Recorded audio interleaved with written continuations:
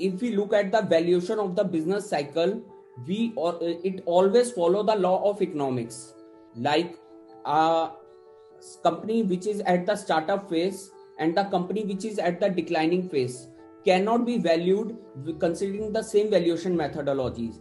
Like the company which has been at the very early stage is been more dependent upon the business model of the company, and which is being called as a future financial model and the qualitative aspects. Or as the company moves from the startup to the mature phase, the valuation will be more dependent upon the business model plus the assets of the company.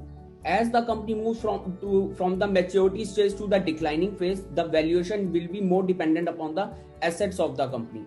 Like we being the registered valuer do the valuation for the IBC companies into the IBC, so the valuation is be much more dependent upon the assets of the company.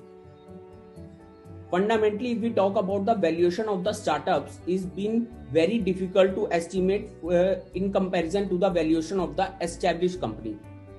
When we look at the valuation of any company, we generally evaluate the assets. So what all are the assets in the balance sheet of the company?